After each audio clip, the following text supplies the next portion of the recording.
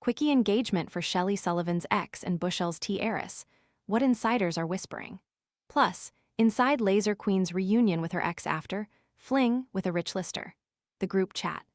Welcome to the group chat with Lucy Manley, where Australia's most trusted society insider shares the hottest gossip before it makes the news.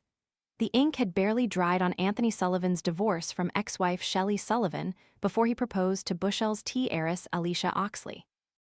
I'd heard talk of an engagement while knocking back champagne at a society wedding a few weeks ago, but brushed it off. Still spending forever chopping vegetables? The Full-Star Pro vegetable chopper dices onions, potatoes, and more into its container in seconds, helping make meal prep faster and tidier. Want to check today's Amazon deal? Scan the QR code now or visit grabdeal.us/2 before it's gone. Surely a man with that sort of bank balance wasn't dropping to one knee after a relationship of less than a year. Several well-placed sources from the finance crowd have confirmed the engagement, which seems to have been quite hush-hush with no public confirmation on social media.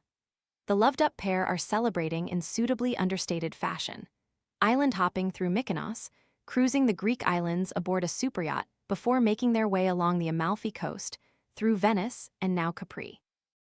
Regular readers will remember I broke news of their romance back in February after spotting the pair looking cozy at the Crowded House concert in Bondi Beach. At first glance, Alisha bears a resemblance to her predecessor, Shelley, the powerhouse behind Beauty, who sold her remaining 50% stake in the cosmetics giant last year in a deal valuing the business at more than $1 billion. While some might be tempted to draw comparisons, Alisha is a catch in her own right. Alongside her legal career as a junior solicitor, she hails from Sydney society royalty, with the Bushell family calling the heritage-listed Carthona estate in Darling Point home, which I'm told is quietly up for sale. Anthony, meanwhile, has hardly been roughing it since the breakup. He dropped a suburb record $41 million in cash on a newly built waterfront trophy home in Currabili, smashing the previous record by more than double. Chatter in the eastern suburbs suggests he also walked away with a tidy check from the Beauty empire about the time he and Shelley went their separate ways after 8 years of marriage. While Anthony and Alisha's engagement is now common knowledge among the society in-crowd, I can already picture the interlocked A's at their wedding. I've heard whispers that two details are raising eyebrows. The first is the aforementioned fact that Alisha looks rather similar to the newly slimmed-down Shelley. The second is the speed of the engagement, with Anthony said to have proposed after just 7 months of dating. Of course, it's hardly a crime to have a type or to have enjoyed a whirlwind romance. I'm only passing on what I've heard. The Sullivans' abrupt separation wasn't without its share of society gossip. Anthony was briefly linked to Double Bay brow plucker Kristen Fisher, who strongly denied the speculation, describing suggestions of an entanglement with her friend's husband as unequivocally false. Naturally, we make no suggestion otherwise. Kristen, of course, had previously weathered allegations in 2020 that she had become entangled with celebrity hairdresser Tom Cole while they were both married. She later insisted there were no secrets and certainly no affairs involving Cole. These days, the group chat hears Shelley and Anthony are on friendly terms. Meanwhile, Shelley is busy traveling through Europe, most recently posting from St. Tropez. She shares 2 children with Dennis Dowlett, one half of early 2000s R&B duo Disco Montego, whose hit Beautiful soundtracked many a nightclub dance-a-floor. Their relationship came to a dramatic end in 2021 when Dowlett was reported missing, triggering a statewide police alert before he was located safe and well. Shelley did not respond when contacted for comment. It may have been declared over, but don't write the final chapter on Linda Rogan and Dennis Bakir just yet. Rumors that Linda had already upgraded to a mystery Melbourne billionaire may have been a little premature. While talk of a cashed-up new interstate suitor has been swirling through the eastern suburbs, the group chat understands the reality is quite different. Multiple sources insist Linda and Dennis remain firmly in each other's lives, with one telling me reports of the romance's demise had been greatly exaggerated. Just 3 weeks after news of their split broke, the pair were spotted checking in together at Sydney Airport's domestic terminal, looking every bit the loved-up couple. And because nothing is official until it hits Instagram, Linda appeared to all but confirm the reconciliation on Wednesday when she tagged Deniz in a meme. The brief split followed whispers that Linda had grown tired of Deniz, repeatedly lamenting the breakdown of his marriage to ex-wife Pembe, who is now in a relationship with his former best friend, Nicholas Nick Stavropoulos. If Stavropoulos' name rings a bell, there's a reason. The Sydney travel mogul was found guilty by a court in Naxos, Greece, in May last year of raping a fellow Kambala school parent during a trip to Greece nearly a decade ago. The incident, which allegedly took place in a nightclub bathroom, sparked a years-long legal battle that culminated in a high-profile trial.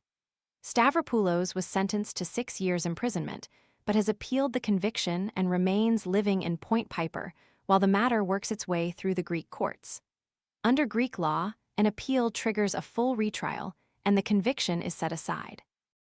Early last year, Stavropoulos' decades-long marriage to wife Litsa ended, but whether this was due to the stress of his legal matter in Europe is unclear. He subsequently began a relationship with Pembe, his former wife's close friend. Linda and Deniz, meanwhile, were first romantically linked in 2025, following the Bekir's breakup.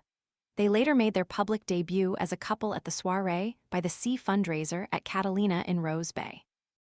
Before dating Deniz, Linda was best known for another eyebrow-raising fling. She made headlines over her high-profile federal court dispute with WiseTech Global co-founder and LinkedIn Lothario Richard White, which was abruptly settled in late 2024. She has also quietly closed the doors of her laser clinics, Australia franchise, in Double Bay after more than a decade in business. In an email to clients, Rogan wrote, "We wanted to personally share that after 11 wonderful years as part of the Double Bay community, we have made the decision to close Laser Clinics Australia Double Bay from Thursday, 26 February.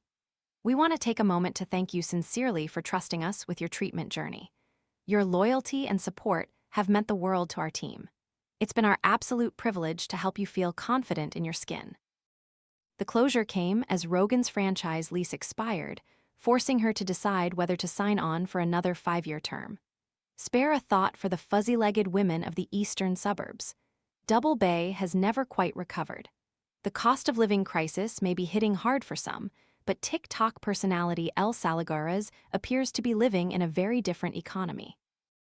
The influencer formerly known as El Eastern Suburbs Mum, she now goes by the sitcom-tinged moniker, That's So El, has put out the call for not one, but maybe 2 personal assistants, despite not appearing to hold a conventional job outside of documenting her glamorous lifestyle online. In a recent shout-out, the mother of 3 declared she was looking for a PA for an influencer, which includes the usual tasks of answering emails, scheduling content, and facilitating brand deals, as well as some, acting requirements. "Are you comfortable filming in public, and also are you comfortable being on camera?" she asked. At present, Elle's content largely consists of luxury shopping hauls, beauty appointments, and documenting life in the affluent East, though she does have ambitious plans for a cooking show.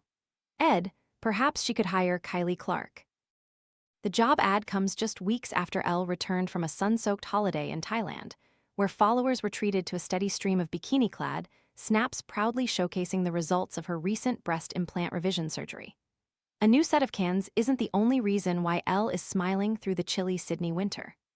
Earlier this year, she emerged victorious after her former best friend, Cindy Killian, abandoned a hopeless private Avo application at the 11th hour. The last-minute backflip didn't just chew up valuable court time, it also left behind what insiders describe as a rather eye-watering legal bill. Lawyers acting for Elle revealed their client was still weighing up whether to pursue a costs order against Cindy, a move that could prove a costly headache for the Canadian-born real estate girly. Perhaps sensing which way the wind was blowing, Cindy later launched an Instagram account to offload her designer wardrobe, listing everything from a well-worn pair of quilted Chanel sandals to a rack of fast fashion frocks. No dollar figure has been disclosed, but one well-placed source quipped she'd need to sell a lot more than a few scuffed Chanel slides to cover her former friend's legal fees.